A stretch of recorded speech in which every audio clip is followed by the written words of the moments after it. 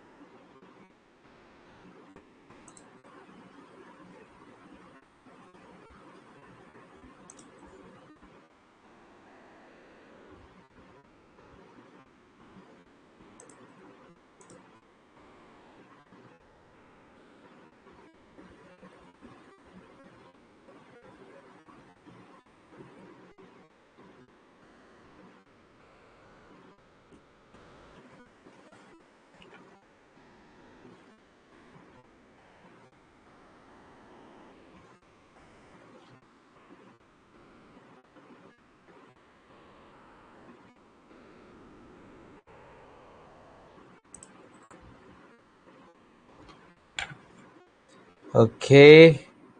So ready, everyone? So let me share the screen.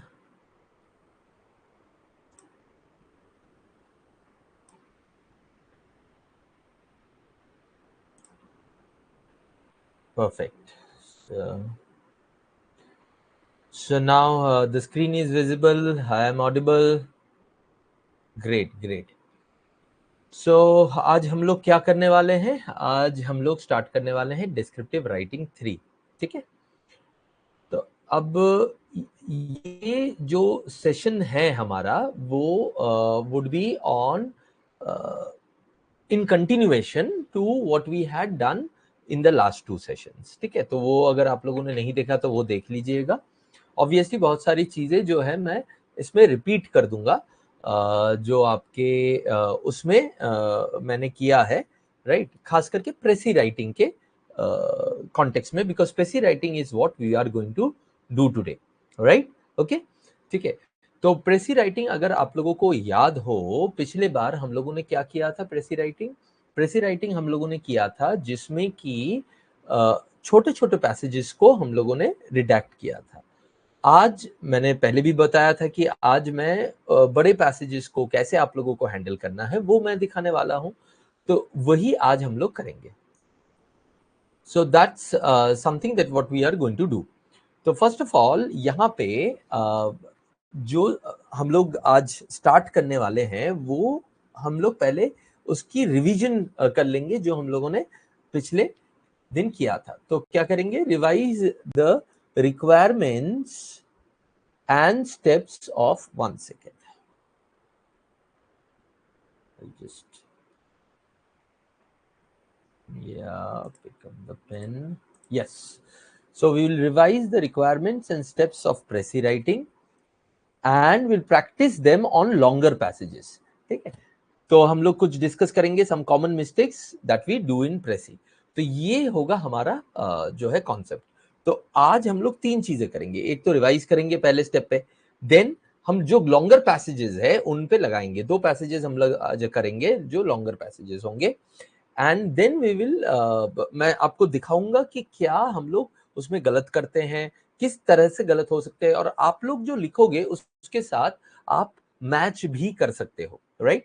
Okay, अच्छा, before we move forward, आप में से जो नए हो उनको मैं बता दूं कि आप अगर पेड ग्रुप के पार्ट नहीं हो टेलीग्राम में तो you please join that because a lot of things we would be communicating out there. तो कैसे ज्वाइन करना है ना, स्मार्ट किरा के जो हेल्प डेस्क है वहां पे आपको अपना जो है रिसीट भेजनी है and then you can join it. ठीक है, राइट, एट smartkira_help पे, राइट? ठीक है, तो ये हो गया। अब हम लोग पहले इसको रिवाइज करते हैं। उससे पहले 1 second, give me 1 second, I will just put a message.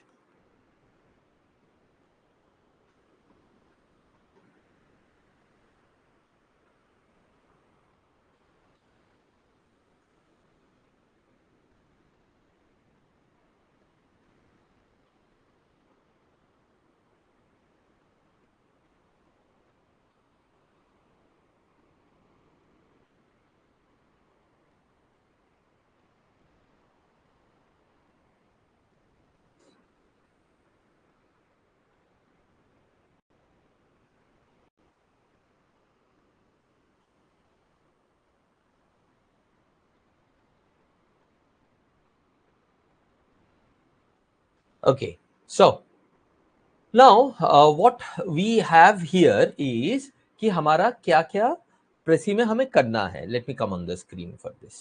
Okay, yes, क्या क्या करना है हमें? First, it should be correct according to the passage. पहला, it should be correct according to the passage. Then next, it should be objective, that is author का opinion चाहिए, वो important है, आपका opinion नहीं, right? प्रेसी में आप अपने opinion के बारे में बात नहीं करते हो, आप author जो कह रहा है, जिस टोन में कह रहा है, उसी को आप replicate करने की कोशिश करते हो। ठीक है, right? Next, it should be coherent as far as the logical connectedness between the author's argument and conclusion. इसके ऊपर मैंने पिछला जो क्लास था डिस्क्रिप्टिव 2 उसमें डिटेल में बात किया है, फिर भी मैं एक बार आप लोगों को एक्सटेंड करके बता देता हूं कि होता क्या है कि जब आप कोई प्रेसी लिखते हो तो जिस तरह से ऑथर ने उसको कनेक्ट किया है उसी तरह से आपको भी उसको कनेक्ट करना पड़ेगा। ठीक है, right? Okay, so that's what you would do. it should be coherent, मतलब जो भी the line of reasoning of the author and your line of reasoning in the redacted passage should be the same, right? Okay, that is another. Next, clear in its language, structure and style. अपने language में, अपने structure में एकदम clear हो, clear, it should be easy to understand, easy to read, जो मैंने पहले भी बोला है आप लोगों को। Concise yet inclusive, which means details may have to be avoided but not the points. Important points नहीं मिस होने चाहिए, डिटेल्स भले ही मिस हो सकते हैं, उसमें कोई भी दिक्कत नहीं है, राइट? ओके, नाउ अब उसी दिन मैंने ये भी दिखाया था कि स्टेप्स जो है वो आपका क्या होना चाहिए। पहला तो you should read the passage, पहला step is read the passage, then in the second step, second और थर्ड आप एक साथ करते हो. कैसे करते हो? नोट द की आइडियाज और points of each paragraph and then note the most important examples and underlying reason if any. Right, ये दोनों आप एक साथ करते हो. अब इसके लिए दो तरीके से आप इसको कर सकते हो. पहला तो ये कि you can read the passage and note the key ideas, most important examples together. Right, तो स्टेप 1 2 3 आप एक साथ कर सकते हो. लेकिन पहले पहले ये दिक्कत हो सकता है. So what I would suggest is कि पहले 1 मिनट में आपने पैसेज को एक बार गो थ्रू कर लिया, एक आइडिया आ गया, एक मोटा मोटा माइंड मैप आपके दिमाग में आ गया, जिस तरह से हम लोगों ने पिछले दिन किया था. And then you go through it again and note down, scribble down the key ideas and the points from the passage. ठीक है, with a little bit of practice, 4 और 5 passages, क्या होगा पता है? आप डायरेक्टली ये करने लग जाओगे कि आपका 1 2 3 पॉइंट एक साथ हो जाए. आज प्रैक्टिस करेंगे, आज हम लोग इसको करेंगे. Right, then write down the key points, examples and underlying reason in a particular order. अब ये write मतलब type in a particular order. किस तरह से? In order of appearance और according to the utility of points. ये बहुत important है. मैंने क्या बोला था कि there are two ways you can write a précis. या तो जिस ऑर्डर में ऑथर ने पॉइंट्स को दिए हैं उन्हीं इंपॉर्टेंट पॉइंट्स को उसी ऑर्डर में डाल दो, या आप जो है यूटिलिटी ऑफ पॉइंट्स जो है उनकी जो इंपॉर्टेंस है उसके हिसाब से उसको डालो. राइट, आज मैं ये दोनों आपको करके दिखाऊंगा ताकि आपको एक क्लैरिटी रहे कि होता क्या है, किस तरह से होता है. राइट, ओके, बट आपको भी इससे क्लैरिटी आने के बाद आपको भी ये प्रैक्टिस करना पड़ेगा. एंड फॉलो किस एडवाइस, ये तो मैंने आपको पहले ही कहा था. किस advice means keep it simple and straight forward. Right, आपको जो भी लिखोगे छोटे छोटे सेंटेंस में, 8 से 10 वर्ड्स के सेंटेंसेस में लिखोगे, I will not right more than that. Avoid writing more than that, क्योंकि जैसे ही हम बड़े सेंटेंसेस लिखना जाते हैं तभी जाके दिक्कतें होती है. We make mistakes. Right, that's when all of these things go very, grammatical हो, फॉर्म का एरर हो, तभी जाके आता है. तो किस एडवाइस बोलता है कि you should be keeping it simple and straight forward. And obviously and में यू गिव अ टाइटल. अब अगर आपको याद हो, हमने डिस्क्रिप्टिव के पहले ही क्लास में कहा था कि PREP and ERP are very important components of writing style. Right, essay के क्लास में ही कहा था. PREP means point reason example point और एग्जांपल रीजन पॉइंट. इस दोनों तरीके से आपको वो लिखना चाहिए if you are writing anything, whether it is precis, whether it is essay. In practice आप लोगों ने अगर पिछले 2 क्लासेस देखे हैं आपको पता है कैसे करना है, और इस क्लास में भी आपको अभी समझ में आ जाएगा.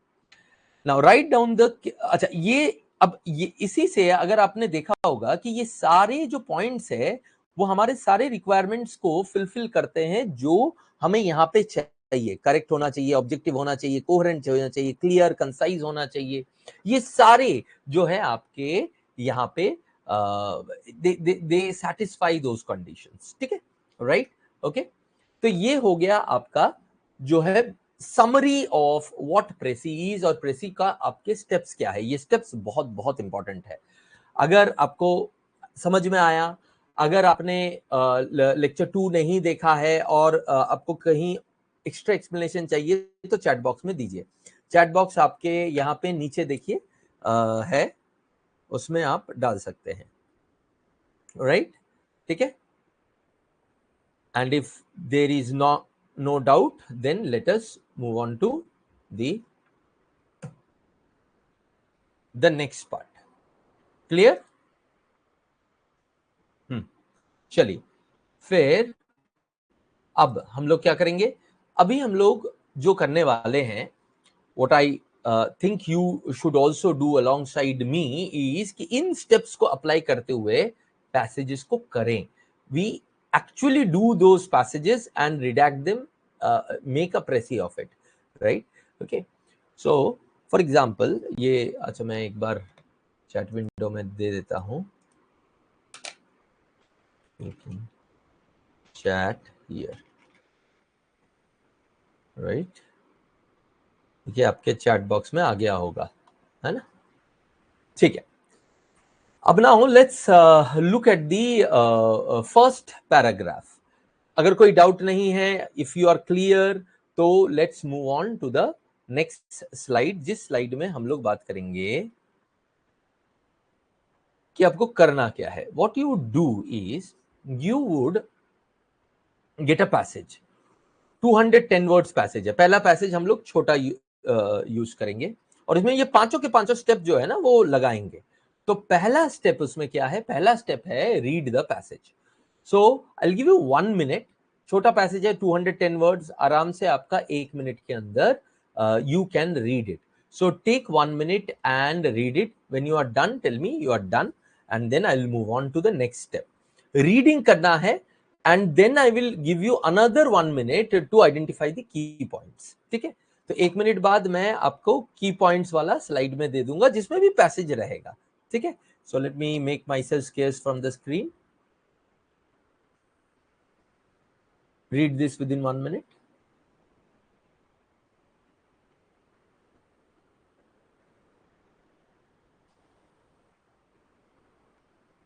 दीपक ये जूम से नहीं, आपने जो क्लिक करके ज्वाइन कर लिया that is the way you have to join.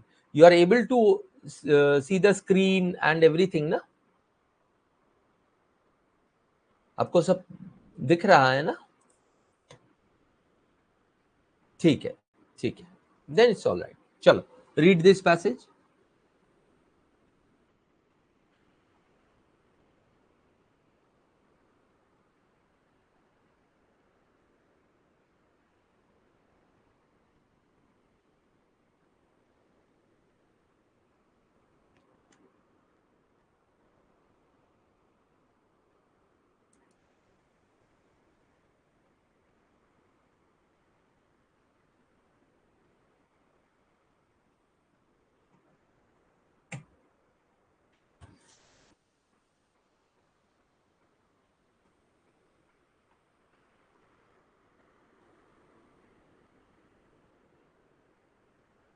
Now take another 1 minute and note down the key ideas, examples and reason.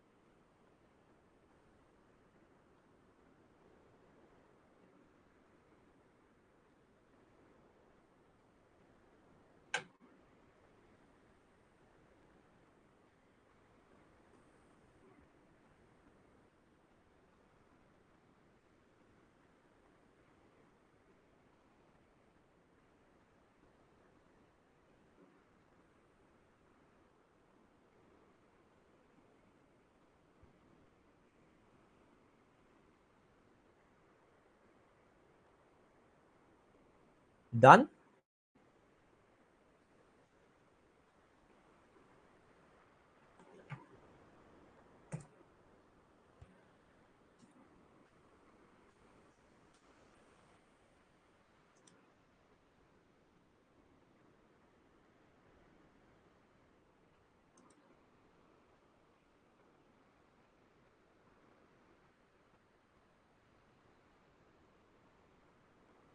ठीक है. Now that you guys are done, let me show you what would be the key points according to me. उसके बाद आप उसके साथ compare कीजिए. Compare करने के बाद देखिए कि कितने की पॉइंट्स आपके मैच हो रहे हैं. अगर 70-80% मैच हो रहे हैं then it's more than enough. सारे की पॉइंट्स आपके और मेरे मैच होंगे ऐसा जरूरी नहीं है. बट की पॉइंट्स आइडेंटिफाई करने के मेन तरीके क्या है? जिस तरह से हम लोग माइंड मैप बनाते हैं पैसेज का, जो इंपॉर्टेंट डेटा है, जो इंपॉर्टेंट रीजंस है, सबसे इंपॉर्टेंट बात, वो सारे हमें आइडेंटिफाई करने होते हैं. कहीं पे अगर ऑथर कोई आर्ग्यूमेंट दे रहा है, रीजन दे रहा है, इसका मतलब he is treating that importantly. Therefore, you'll have to identify that. For example, in this case, let us see. Masood Azhar's listing as a designated terrorist by the UN Security Council at long last closes an important chapter in the Indian quest to bring the Jaish-e-Mohammed chief to justice. Right? अब देखिए ये जो part है, Masood Azhar's listing as a designated terrorist, this is the main crux of the situation, जो पहली बार पढ़ के ही आपको समझ में आ गया होगा. Then he says he eluded the designation for 20 years despite his release in 1999 in exchange for hostages after the IC-814 hijack and his leadership of the JEM as it carried out dozens of deadly attacks in India. और उसके बाद example है attacks के, parliament attack, Pathankot attack, Pulwama attack, right. So obvious सी बात है, ये जो IC-814 में जो उनका एक्सचेंज हुआ था, and these attacks are important points that supports the argument कि वो टेररिस्ट थे, लेकिन स्टिल ही वाज नॉट, वो टेररिस्ट है, वो still he was not designated as a terrorist इतने सालों से, 20 साल से ऊपर, राइट. सो देयरफॉर आज जो उनको जब लिस्ट किया यूएनएससी ने, that is something which is important for India. Okay, next. China's opposition to the listing has been long been the thorn in the India's side, given the toll Azhar and JEM had exacted, and Beijing's vote of the listing veto of the listing 3 times between 2009 and 17 has driven a wedge in India-China relationship. तो वो क्या कह रहे हैं कि इसमें जो main culprit था कि वो डेजिग्नेट क्यों नहीं हुआ, दैट वाज चाइना. और वो 3 बार वेटो किया, उसको डेजिग्नेट नहीं होने दिया as a terrorist. Despite the frustration over China's last hold on a proposal moved by the US ने प्रपोजल मूव किया था, फिर भी चाइना ने वेटो कर दिया. UK and France just weeks after Pulwama, US, UK, France ने एक मोशन पास किया और चाइना ने फिर भी उसको वेटो कर दिया था after Pulwama. The government has done well to approach Beijing with what the Ministry of External Affairs calls patience and persistence. तो ये वाला पार्ट इंपॉर्टेंट है, patience and persistence. There is much disappointment, however, over the final listing released by Security Council with no mention of Mr. Azhar's role in any one of the attacks against India or directing the insurgency in Jammu and Kashmir. तो आखिर में ये लोगों ने बोला कि ये तो ठीक है, उसको टेररिस्ट तो डेजिग्नेट किया, लेकिन इंडिया के अगेंस्ट इन्होंने इतना जो खराब इतने सारे अटैक्स किए, उनका कोई मेंशन नहीं किया, एज इफ इंडिया के अगेंस्ट उन्होंने कुछ किया ही नहीं. So that was more of something like it was like a disappointment for the Indian authorities, right. तो ये डिसअपॉइंटमेंट है, और वो क्यों नहीं है, क्योंकि इंडिया में इन्होंने जो जो कांड किए हैं उसके बारे में कुछ भी नहीं मेंशन हुआ है, right. Okay, so these were my key points out here. अब you'll have to identify कि आपके key points कौन कौन से है इसमें. आपके क्या 60-70% of key points इसमें हैं आपके या नहीं है, right? Okay, so now let's see. हम लोग इसको लिस्ट करते हैं, एक जगह पे लिस्ट करते हैं. Designation of Masood Azhar as a terrorist by UNSC. ये है एक पॉइंट. अच्छा, यहां पे मैं लिस्ट कर रहा हूं, इसका मतलब ये नहीं कि आप ये ऐसे पूरे पूरे सेंटेंसेस लिखोगे. कल भी मैंने YouTube के सेशन में दिखाया था और पिछले वाले में भी बताया था कि आपको स्क्रिबल करना है. मतलब जैसे ही आपने आइडेंटिफाई किया कि ये है, वो जो मैंने 1 मिनट एक्स्ट्रा दिया था ना, वो किस लिए दिया था, स्क्रिबल करने के लिए. आप यहाँ पे स्क्रिबल कर लेते अपने पेपर में, रफ पेपर में, कि मसूद अजहर टेररिस्ट, ठीक है, right, designated terrorist by UNSC, ये आपने लिस्ट कर लिया. फिर 20 years ही eluded, ओके, ऐसे आपने कर दिया. तो इस तरह से आप इसको स्क्रिबल कर लेते ताकि आपके पास एक पॉइंटर होता, फ्लो चार्ट होता, जिससे आपको समझ में आता कि आपको करना क्या है. ठीक है, राइट. Okay, next. अब मैं क्या कर रहा हूं, इसमें मैंने इन्हीं पॉइंट्स को यहां पे लिस्ट कर दिया आपके सहूलियत के लिए, ताकि जब आप प्रेसी लिखोगे, when you write the presi, you have the idea what to do. Designation of Masood Azhar as a terrorist by UNSC. He eluded designation for 20 years, even after IC-814 hijacked trade-off and his organization's JEM's terror attacks on Indian soil, Parliament, Pathankot and Pulwama. ये 3 examples वो भी मैंने note करके डाल दिया. China was the main impediment in stalling the process 3 times. India handled China patiently but with persistence. One disappointment, though no mention was made of his role in terror attacks against India. यही थे ना main important points. तो यही मैंने यहां पे डाल दिया. अब आपको क्या करना है, टेक 3 to 4 मिनट्स, और आपके पॉइंट से बनाना चाहते हो तो आपके पॉइंट से बनाओ, ये वाले पॉइंट से बनाना चाहते हो तो ये वाले पॉइंट से बनाओ, लेकिन you will have to now what do you say, you know you have to write a precis on the basis of the points that you have collected. ठीक है, एंड में मैं दिखाऊंगा, मैंने बोला था दोनों तरीके से मैं दिखाऊंगा कि ऑर्डर क्या है। ये है पॉइंट का order, this is the order in which the points appeared inside the passage. अगर आप इसको चेंज करना चाहते हो, इसकी यूटिलिटी के ओरिएंटेशन में करना चाहते हो तो आप कर सकते हो, इसी ऑर्डर में लिखना चाहते हो तो लिख सकते हो। ठीक है, क्लियर है? So now go ahead and write the precis, take time to write the बेसी बट राइट द प्रेसी, क्योंकि जब आप लिखोगे तभी आपको समझ में आएगा कि आपके और मैं जो प्रेसी दे रहा हूं उसमें डिफरेंस क्या है, how do you evaluate between the two. ठीक है, चलिए, take 5 minutes if you need, but write the pressing.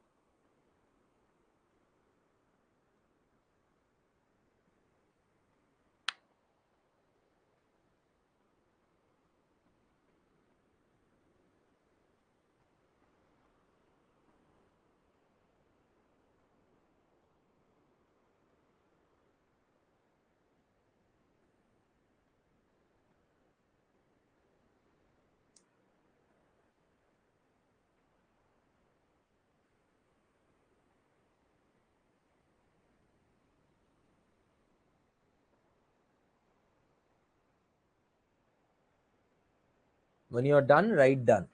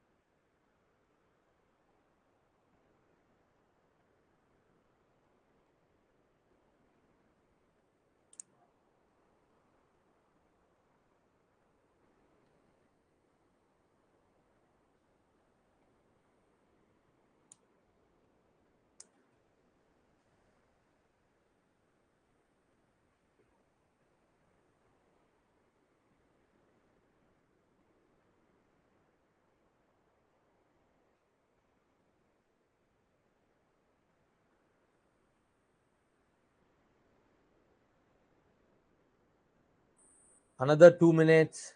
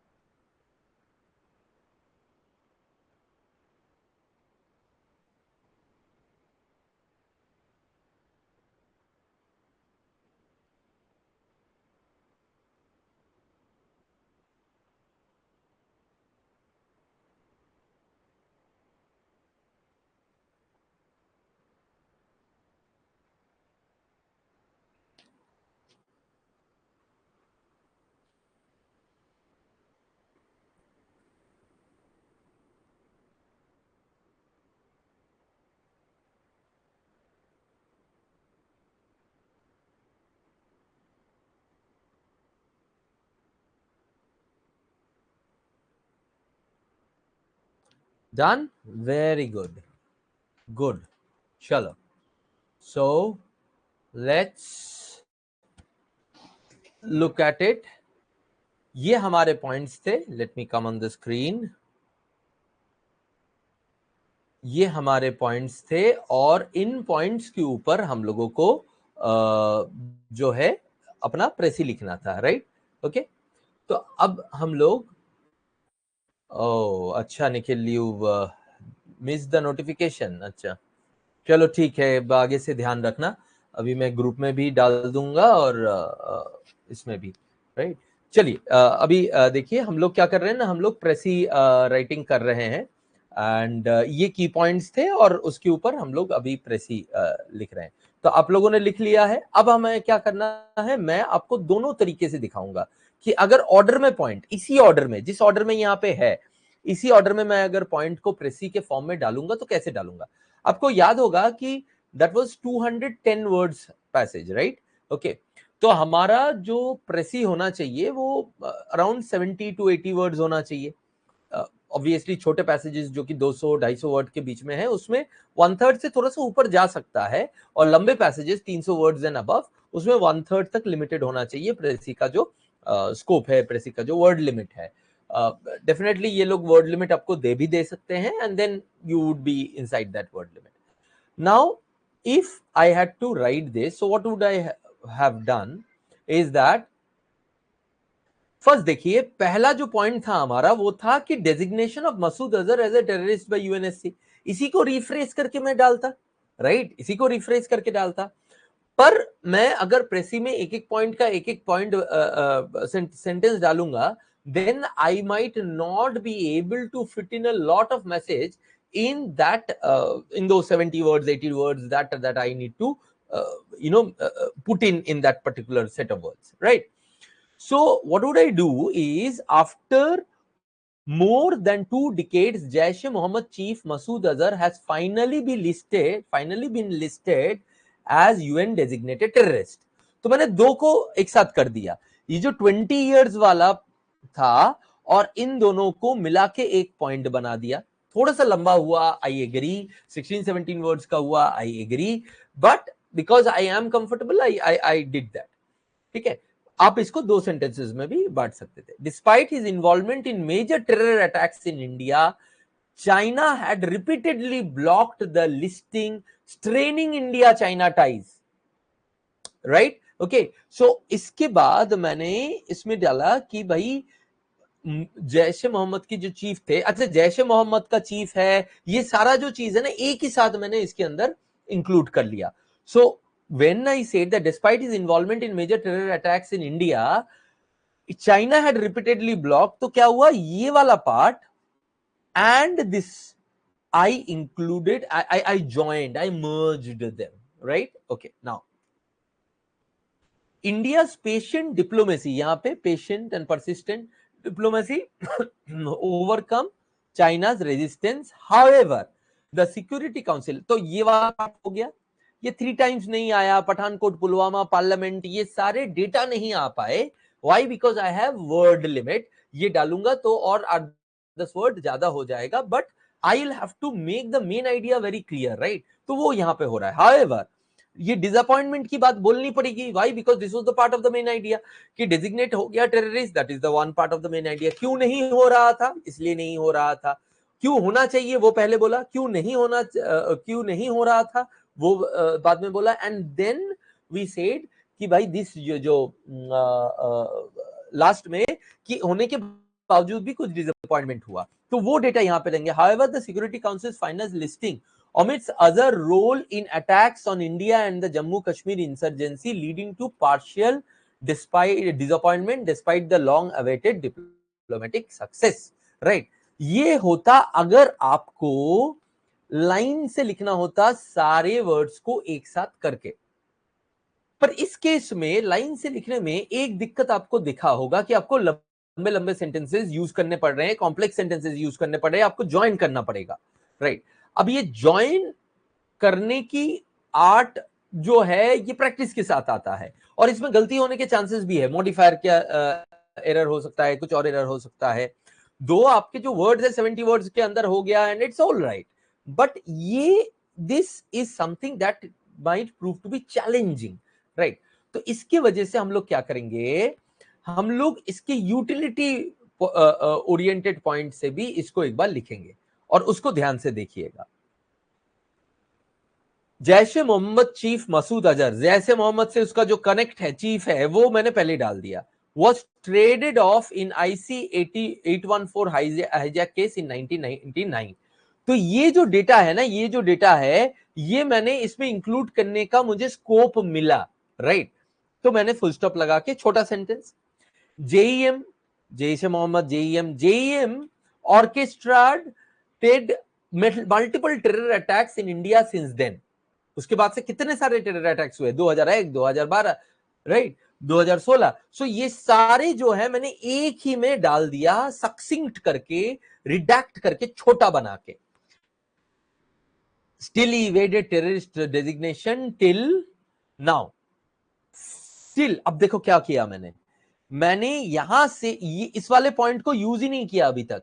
मैंने मसूद अजहर को पहले इंट्रोड्यूस किया। देखो यूटिलिटी की तरह, जिस तरह से लिखना हो लिखते मैं पहले कैरेक्टर को इंट्रोड्यूस करता, उसने क्या कांड किया वो इंट्रोड्यूस करता, फिर उसके साथ क्या होना चाहिए वो इंट्रोड्यूस करता, राइट।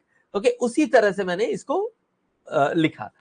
तो Jaish e Mohammed chief Masood Azhar was traded off, उसके बाद उसके ऑर्गेनाइजेशन ने हमारे ऊपर बहुत सारे अटैक किए, उसके बावजूद भी he evaded terrorist designation till now, right. छोटे छोटे सेंटेंसेस। और वो क्यों इवेट कर पाया, China was the main impediment, stalling the process 3 times। But India, अब इसके साथ यहां पे ये वाला पार्ट में कॉज इफेक्ट है, तो कॉज पहले, इफेक्ट बाद में आएगा। But India patient and persistent diplomatic handling of the issue and China led to Azhar being designated a terrorist by UNSC, but his role against India was not mentioned, which was disappointing for India। देखो कितने simple sentences है। अगर हमने इस particular case में utility oriented approach लेते, कितने simple sentences, 8 से 10 वर्ड के सेंटेंसेस में मैं पूरे प्रेसी को लिख सकता था और वही इंपैक्ट, वही हिसाब से मैसेज जाता, right. So and this was what 74 words हो गया आपका। सेम थिंग इन 2 ways आपको मैंने अभी दिखा दिया। यस, इसमें सेंटेंसेस ज्यादा बड़े हो रहे थे, क्यों? क्योंकि मुझे 2 पॉइंट्स मिक्स करने थे, मर्ज करने पड़ रहे थे। यहां पे बिकॉज मैं यूटिलिटी के ओरिएंटेशन से जा रहा था, तो उसकी जरूरत मुझे नहीं पड़ी फिर। ठीक है, राइट, ओके, क्लियर है? टाइप इन यस अगर क्लियर है तो। किस तरह से, दोनों तरीके से आप लिख सकते हो।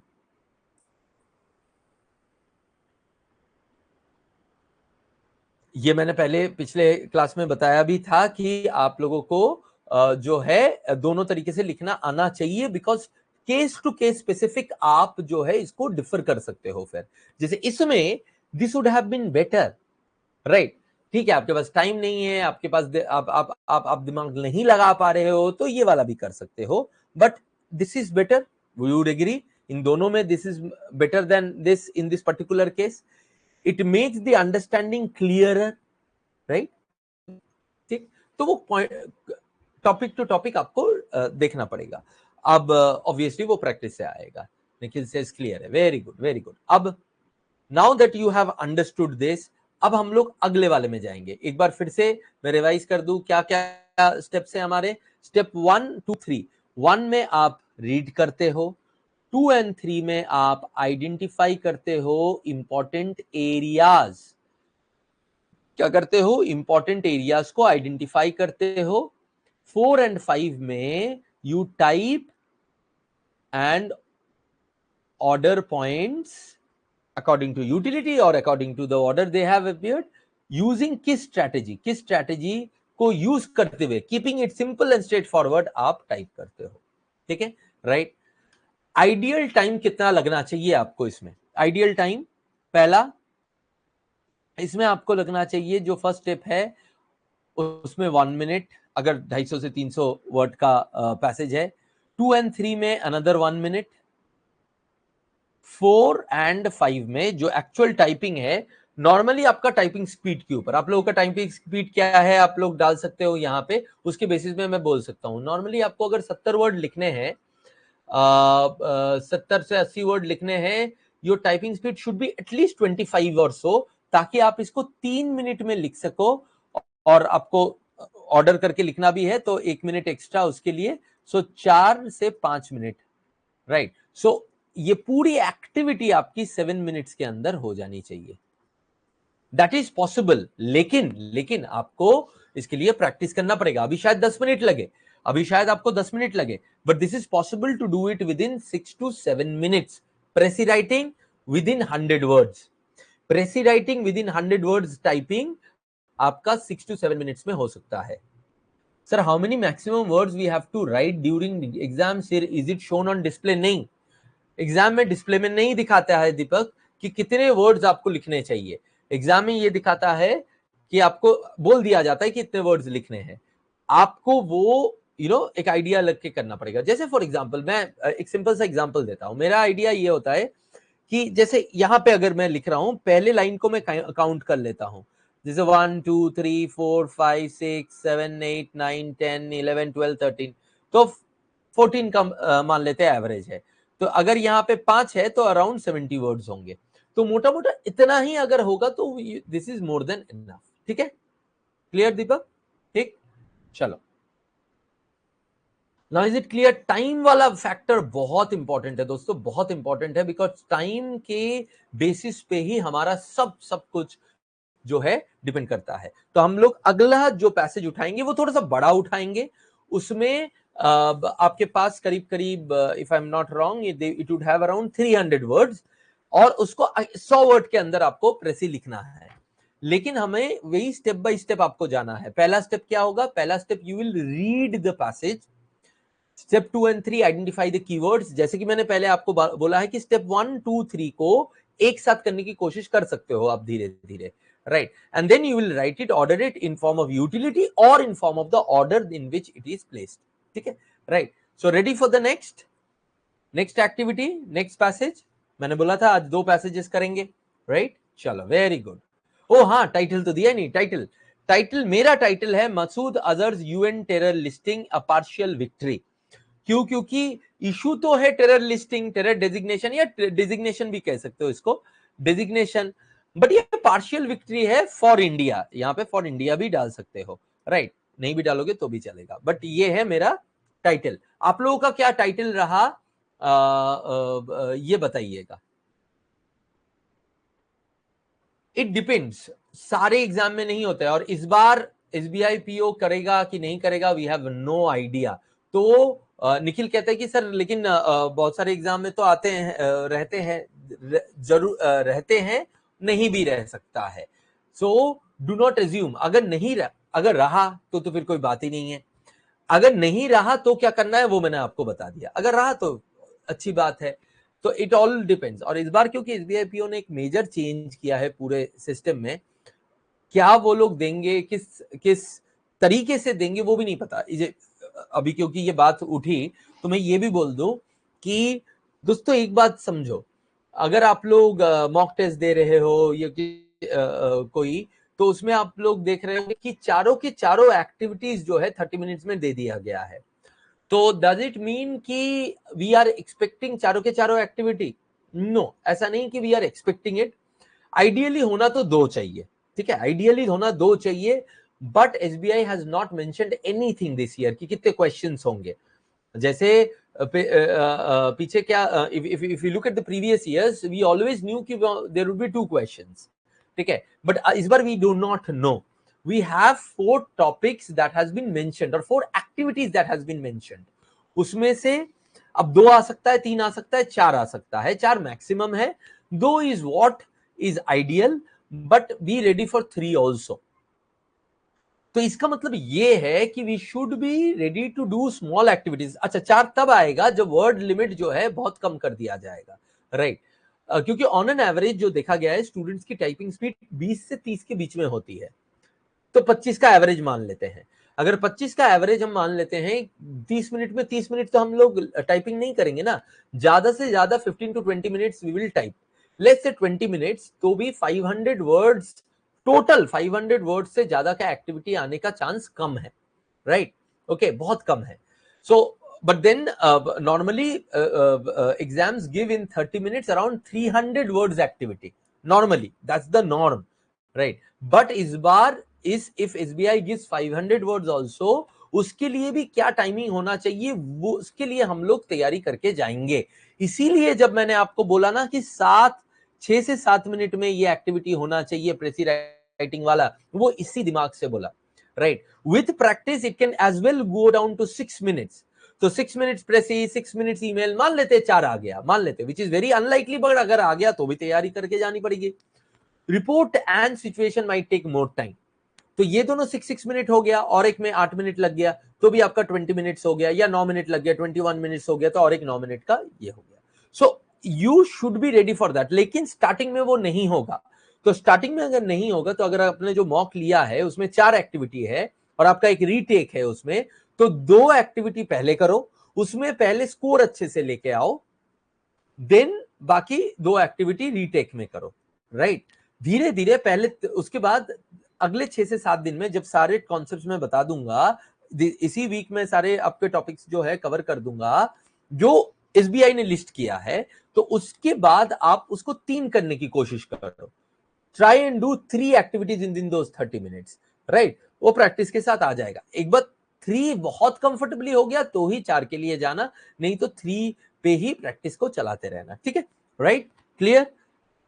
And but for that 6 to 7 minutes प्रेसी is important. नहीं, साइड में नहीं लिखना है, ऊपर लिखना है. वो तो यहाँ पे मेरे पास जगह नहीं था तो नहीं किया, अगले वाले में मैंने ऊपर ही लिखा है. यहाँ पे what you do is, title जो है, आपको जो बॉक्स दिया रहता है, टाइटल आप ऊपर लिखते हो, एंड देन टाइटल, एंड उसके बाद पैसेज आता है. नेक्स्ट वाले में ही मैं दिखा दूंगा कैसे लिखना होता है. Okay, right Deepak?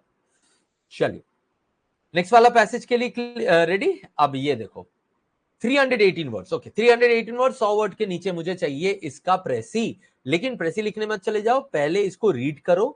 Take 1.5 minutes to read and another 1 minutes to identify the keyword. तो टोटल आपको मैं दे रहा हूं 2.5 to 3 minutes to read and identify the key areas.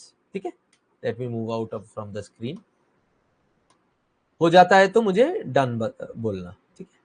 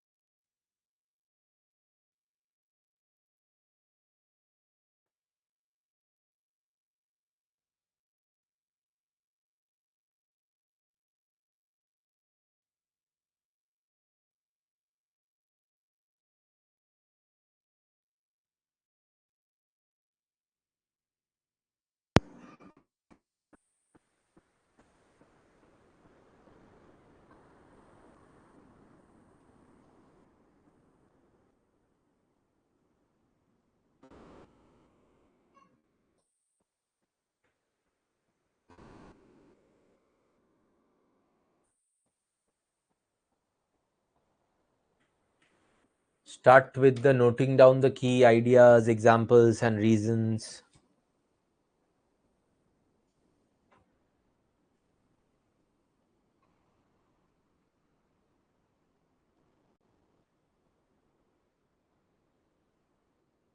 Should be done within the next 1 minute.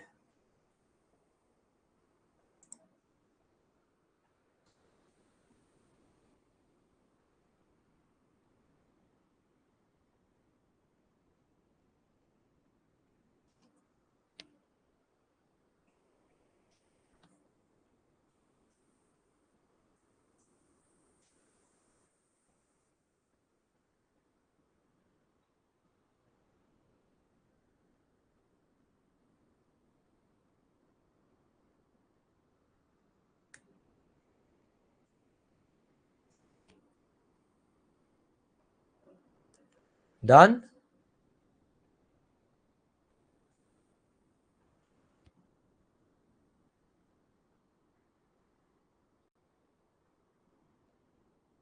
Nikhil done, very good. बाकी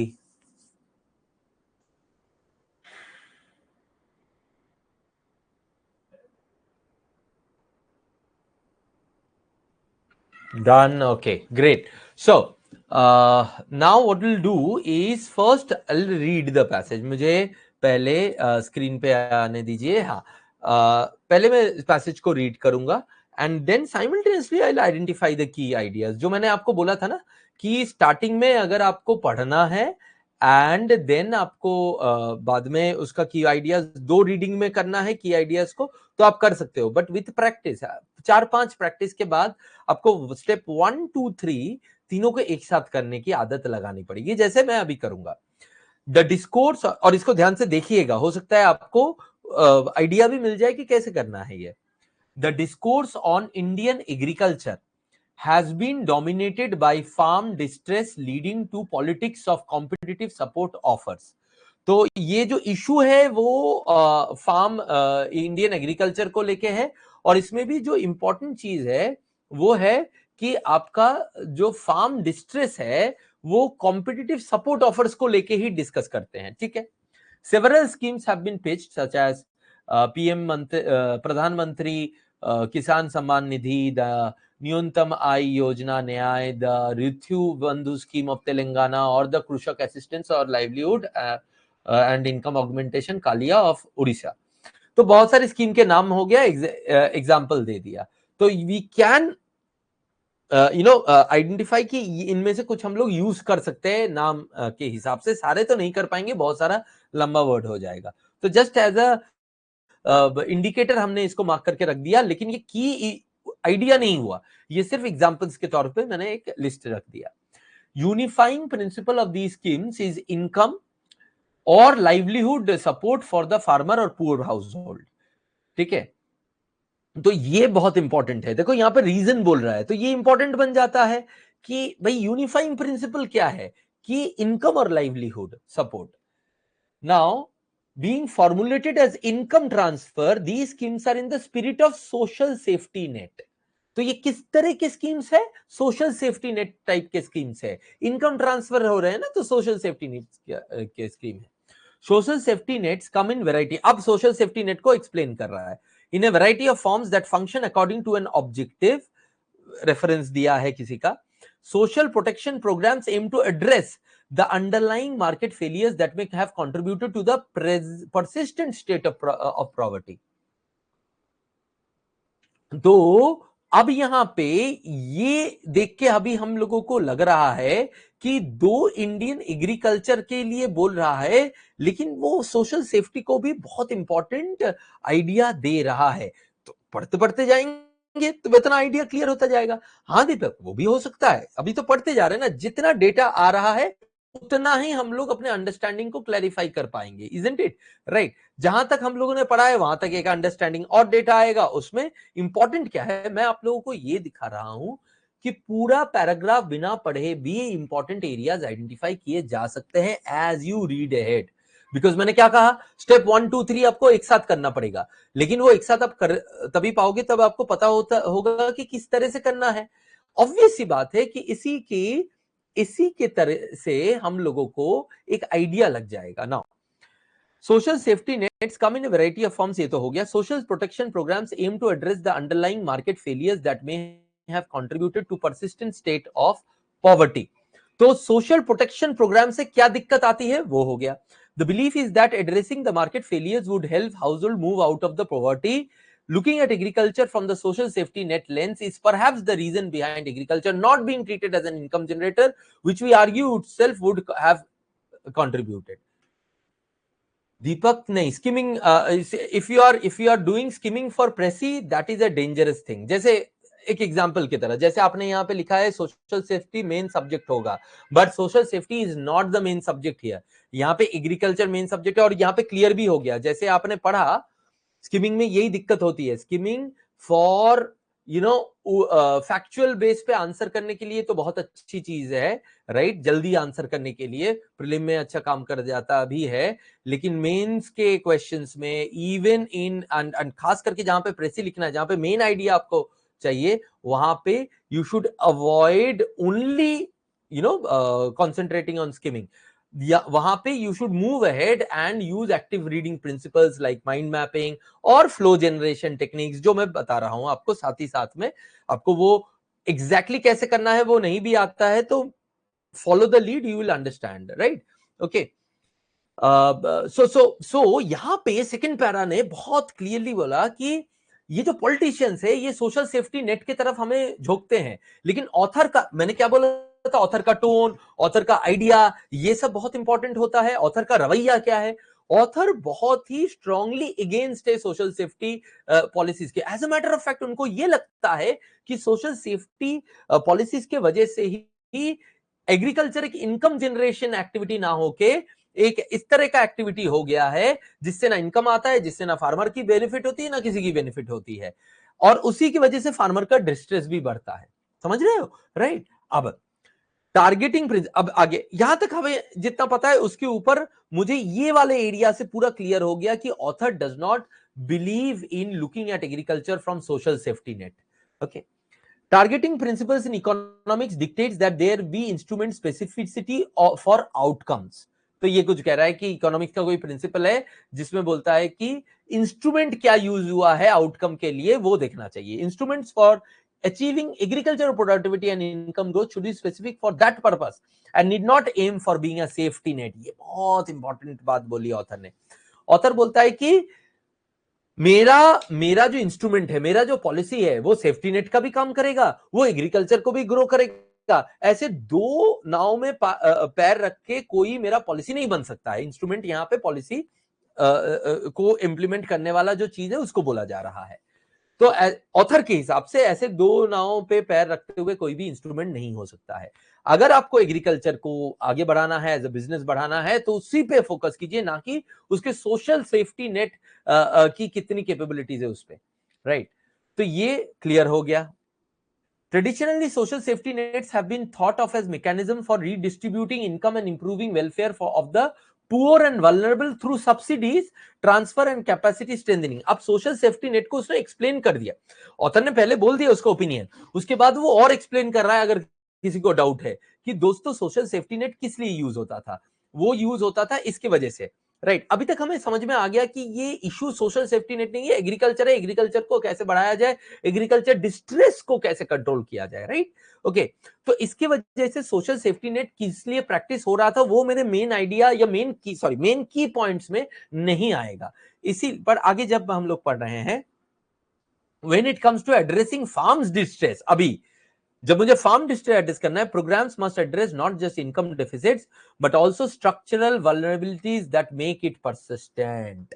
अब ये solution की तरफ बोल रहा है कि ये तो इसका कुछ और काम था, सोशल सेफ्टी नेट का कुछ और काम था, पर जब हमें फार्म डिस्ट्रेस को एड्रेस करना है तो इनकम डेफिसिट पे काम करने से नहीं चलेगा, स्ट्रक्चरल वल्नरेबिलिटीज को भी मुझे एड्रेस करना पड़ेगा। मतलब इंफ्रास्ट्रक्चर इश्यूज या कुछ तरह के चीजें जो कि हमारे पास नहीं है उसको।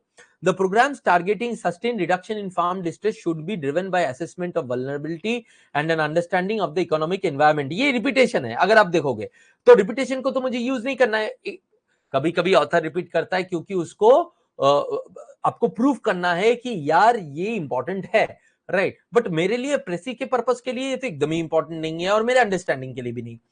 The nature of crisis in agriculture has changed from being climate driven to market driven. There is a surplus production, yet farm incomes have been low volatile owing to the behavior of prices।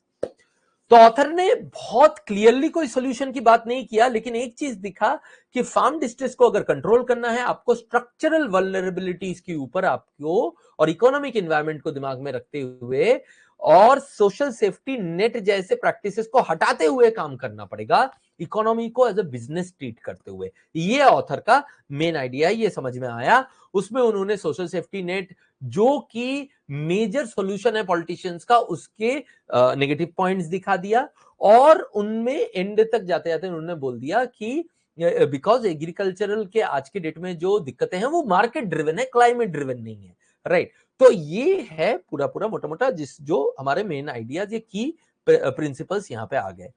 अब इनको मैं order करके लिखना चाहता हूं with की strategy, keep it simple and straight forward.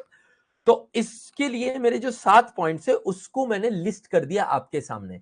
मैं फिर से बोल रहा हूं, आपको ऐसे पूरे पॉइंट्स लिस्ट नहीं करना है, सिर्फ स्क्रिबल करना है, ताकि आपको आइडेंटिफाई हो जाए कि पैराग्राफ के कहां कहां पे क्या है और आप अपना लिख सको। लेकिन आपके सामने ही मैंने ये डाल दिया है ताकि इसके बेसिस पे आप अपना प्रेसी अब लिख सको। So take 4 to 5 minutes and write the précis within 100 words. Okay, let's see how do you fare in that.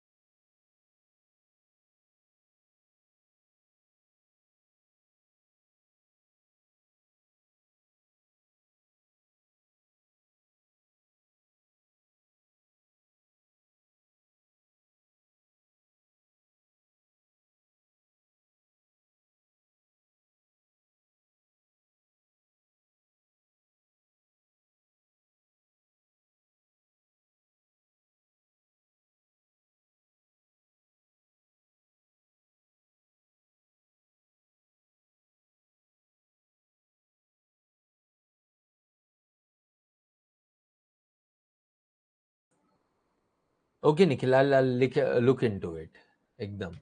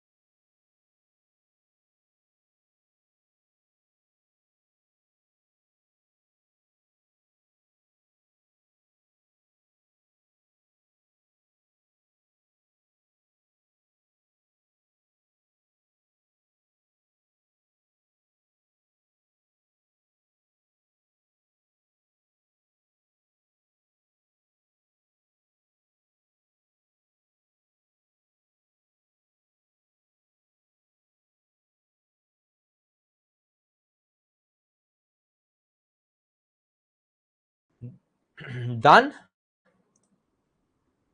चलिए अब इसको देखते हैं। Let's see, let me come on the screen first. तो पहले हम लोग क्या करेंगे कि इसको इसके प्रेसी को लिख लेंगे and then we will move ahead and give the title to it. तो क्या है ये? Distress and its solution are the main aspects of the discussion on Indian agriculture. ये ऑथर ने बोला था कि डिस्ट्रेस और उसको सॉल्व कैसे किया जाए, यही इंडियन एग्रीकल्चर में जो है मेन मुद्दा होता है। दिस, तो मेन मुद्दा मैंने पहले ही क्लियर कर दिया। This approach has led to social safety policy such as NYAY, KALIA etcetera. देखो मैंने दो नाम भी यूज कर लिए लेकिन उनके शॉर्ट फॉर्म में किए ताकि वर्ड्स जो है कम लगे, right. These policies entail income transfer to the farmers while the farmers, छोटे छोटे सेंटेंसेस देखो, these policies entail income transfer to the farmers। अब मैंने पहले कहा कि मेन मुद्दा क्या है, मेन इशू को मैंने इंट्रोड्यूस कर दिया और उसके लिए इंडियन में पॉलिटिशियंस या लोग क्या करते हैं वो मैंने इंट्रोड्यूस कर दिया। And then what we did is कि आपका जो कुछ एग्जांपल्स भी दे दिया एंड देन इनमें होता क्या है। And then while these give temporary relief, they fail to address the market driven nature of the current crisis। अब देखो यहां पे मैं ऑर्डर में नहीं जा रहा हूं, क्यों? क्योंकि मैंने बोला कि जो सॉल्यूशंस दिए जाते हैं उन पे टेम्पररी रिलीफ तो है, पर they fail to address the market driven nature of the current crisis. Current crisis में जो मार्केट की प्रॉब्लम्स है वो नहीं सॉल्व करते। That is why even surplus production, that is why even surplus production results in low and unstable incomes, right? Treating agriculture solely as a welfare concern ignores its income generating potential. Sustainable solutions must go beyond income support and solutions must go beyond income support to tackle structural flaws in the agricultural market।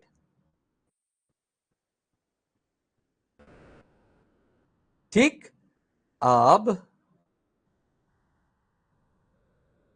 so in here if we see what has happened is that I have taken all of these points, मेरे सामने ही थे ये points, तो मैंने क्या किया, इन points को मैंने जिस तरह से डिस्कस किया, माइंड मैप को डिस्कस किया था, जिस तरह से मैंने पैसेज को समझा था, पैसेज किस बारे में था, एग्रीकल्चर की डिस्ट्रेस और उसके सॉल्यूशन के बारे में, और उसमें हम लोग सॉल्यूशन में क्या देते हैं, पॉलिटिशियंस क्या देता है, गवर्नमेंट क्या देता है, स्टेट हो सेंट्रल हो, वो देता है सोशल सेफ्टी नेट वाले सॉल्यूशंस, जो कि काम नहीं आता है, उससे भी फार्मर का लाइफ बेटर नहीं होता है। क्यों? क्योंकि एग्रीकल्चर के आज के डेट का प्रॉब्लम जो है मार्केट इकोनॉमी से रिलेटेड है, तो मुझे मार्केट इकोनॉमी से रिलेटेड सॉल्यूशन देना पड़ेगा, तभी जाके जो है एग्रीकल्चरल डिस्ट्रेस जो है, फार्म डिस्ट्रेस जो है खत्म होगा या सॉल्व होगा। अब ये सारे जो आ गए एक साथ, तो then we have this, right. अब इसी को मैंने इनमें से उठा के डाल दिया, right. So when you have so many points, it is very difficult for you to identify what to redact into। तो इस तरीके से you can do it very fine कि अगर आपने एक माइंड मैप बना लिया पैसेज का अपने दिमाग में, फ्लो चार्ट जिस तरह से मैंने बोला, और की आइडियाज है आपके सामने, आप सारे की आइडियाज यूज करोगे? नहीं, यहां यूज नहीं किया मैंने ये यूज किया, इसमें से ज्यादातर चीजें मैंने यूज नहीं किया। मैंने ये जो है ये यहाँ पे ये वाला आधा यूज किया, ये तो सिर्फ दो नाम यूज किया यहाँ पे से, राइट। ये वाला यूज नहीं किया, 5 वाला ये ठीक है, ये यूज किया प्रोग्राम्स, ये दोनों को एक साथ मिला के यूज कर लिया। नेचर ऑफ क्राइसिस एग्रीकल्चर, इन तीनों को बल्कि एक साथ मिला के मैंने यूज कर दिया, ठीक है, right. Okay, yes Nikhil, you should always give 2 3 and move forward, क्योंकि सारे एग्जांपल्स अगर मैं लिस्ट करूंगा तो मैं वर्ड लिमिट के अंदर कैसे आऊंगा, सोचना, राइट। और वो भी एग्जांपल्स वो दोगे जो कि बहुत ही इंपॉर्टेंट है। जैसे यहां पे, मतलब मैं एग्जांपल के हिसाब से नहीं बोल रहा हूं, यहां पे सोशल सेफ्टी नेट पॉलिसी क्योंकि इतना इंपॉर्टेंटली डिस्कस किया गया है पैराग्राफ में, ऐसे पॉलिसीज के एक आध नाम होना ठीक रहेगा, राइट। तो उससे दिखेगा कि मैंने अच्छे से समझा है, पढ़ा है। और इसीलिए मैंने वो वाले नाम लिए जिसमें शॉर्ट फॉर्म हो सकता था, जिसमें शॉर्ट फॉर्म नहीं हो सकता वो वाले नाम नहीं लिए, जिसमें शॉर्ट फॉर्म दिया हुआ था वही वाला नाम ले लिया। वहां पे भी स्मार्टनेस यूज करना पड़ेगा हम लोगों को, राइट? Okay, clear? अब इसका टाइटल क्या हो सकता है? टाइटल हो सकता है rethinking support for Indian agriculture, या इंडियन फार्म डिस्ट्रेस भी हो सकता है। यहाँ पे इंडियन फार्म डिस्ट्रेस भी हो सकता है, इंडियन एग्रीकल्चर भी हो सकता है, but support, rethinking support, because support ये लोग सोशल सेफ्टी नेट से देते हैं, और ऑथर कह रहा है मार्केट इकोनॉमिक्स से देने के लिए, मार्केट इंफ्रास्ट्रक्चर से देने के लिए सपोर्ट को, right? Okay, so this was your precis and this was the title. Yes, if short form has been used in the passage, then only use it. और नहीं तो पिछले वाले में याद है, पिछले वाले में भी शायद था जेईएम, पहले पहले एक बार उसके नाम को यूज किया और ब्रैकेट में जेईएम लिख दिया था, फिर जब मैंने रेफर किया जेईएम करके ही रेफर किया, राइट? वो किया जा सकता है, बट और नहीं तो जिनका शॉर्ट फॉर्म है सिर्फ उन्हीं को आपको डालना है, ठीक है? क्लियर? ठीक, तो ये हो गया आपका प्रेसी।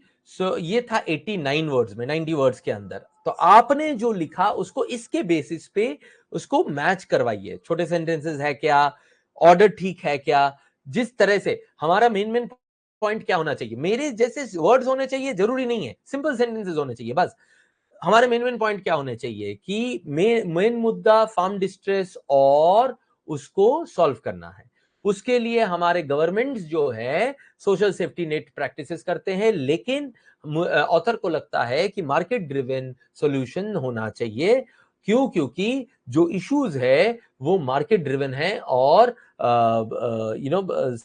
सस्टेनेबल लॉन्ग टर्म सॉल्यूशन तभी आएगा, राइट? स्ट्रक्चरल फ्लॉज को जब हम लोग करेक्ट करेंगे, तो ये 3-4 पॉइंट्स होने चाहिए, वो है तो आपका प्रेसी परफेक्ट है, ठीक है? और टाइटल होना चाहिए जो कि मिलता जुलता हो, ठीक? 89 वर्ड्स, 90 वर्ड्स और 90 टू 100 वर्ड्स में होना चाहिए बस, ठीक? सो समराइज करते हैं एक बार स्टेप्स को। Read the passage, note the key ideas, note the most important example and underlying reason if any.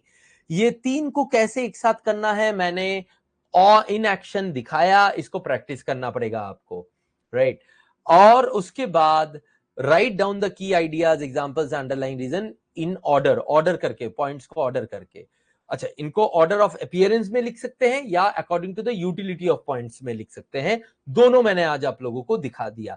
मैंने ये भी दिखाया कि अगर थोड़ा सा लंबा पैसेज है, कॉम्प्लिकेटेड पैसेज है, utility of points makes more sense, लेकिन आपको समझ में नहीं आ रहा है तो ऑर्डर ऑफ पॉइंट्स को फॉलो कर लीजिए, कोई दिक्कत नहीं है। Follow the kiss advice and give a title, ठीक है? सो ये हो गए हमारे steps of precis writing. Nikhil पूछ रहे हैं precis topics would be economy and banking based in the exam. Most probably, लेकिन और भी हो सकते हैं। एंड जब हम लोग एडवांस प्रैक्टिस वाले क्लासेस करेंगे उसमें और भी करेंगे, है ना? इकोनॉमी भी हो सकता है, बैंकिंग भी हो सकता है, जैसे हमने किया भी है कि पिछले प्रेसी वाले क्लास में हम लोगों ने अलग अलग तरह के प्रेसी किए हैं। साइंस रिलेटेड शायद एक किया है, इसमें पैसेज किया है, इसमें एक टेरर रिलेटेड एक पैसेज किया है। तो it can be from anywhere. Don't think कि बैंकिंग इकोनॉमी से ही आएगा, आने के चांसेस ज्यादा होते हैं, लेकिन ऐसा कोई जरूरी नहीं है। उनको देखना है कि आपको समझ में आता है कि नहीं, कम्युनिकेशन का एग्जाम है ना ये, आपको समझ में आता है कि नहीं, अंडरस्टैंडिंग आपकी क्लियर है कि नहीं, उसके बेसिस पे आप कुछ बोल सकते हो कि नहीं, लिख सकते हो कि नहीं, जिससे रिडैक्ट होता है कि नहीं ठीक से। तो उसके लिए तो वो कोई भी एरिया से दे सकते हैं, ठीक है, राइट?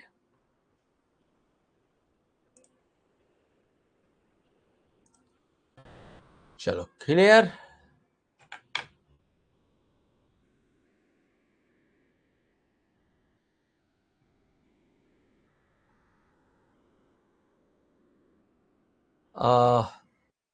निखिल, जो डिस्क्रिप्टिव वहां पे दिए गए हैं उनको हम लोग दैट इज जो स्मार्ट किरा पे दिए गए हैं टेस्ट सीरीज के अंदर, those are checked by systems, right?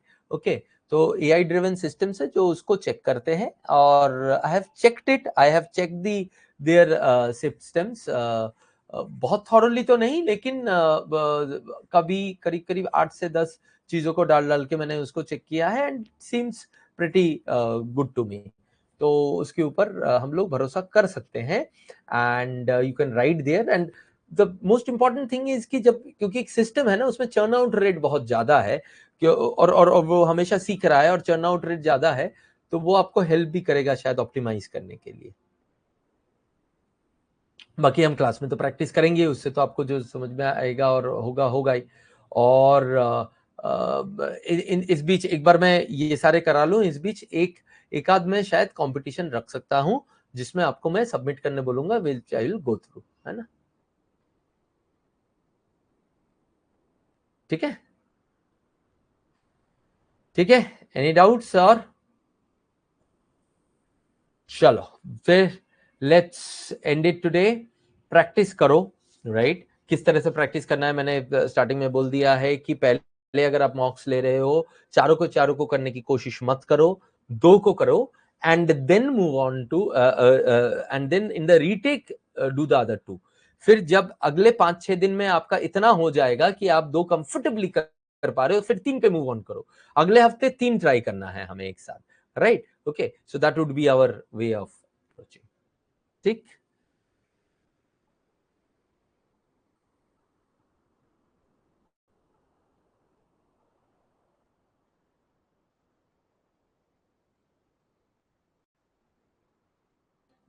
Okay, yes yes समझ में आ गया, वो तुमने गलती से डाल दिया। ठीक है, फिर let's log out today. Everything fine? Yes, all are busy for RRBPO चलो कोई बात नहीं। लेट आप लोग जो है SBI PO के लिए फुल्ली कॉन्सेंट्रेट करो, बहुत बहुत इंपॉर्टेंट एग्जाम है। Once this is done, and descriptive बहुत ही इंपॉर्टेंट एरिया, आप लोगों को पता ही है, राइट? 50 मार्क्स मतलब पूरा मेक और ब्रेक कर सकता है आपके पूरे एग्जाम को। तो एकदम एकदम पूरे शिद्दत से, पूरे सिंसियरिटी से इसको प्रिपेयर करो, है ना? ठीक है, चलो फिर bye bye, good night. Good night, good night.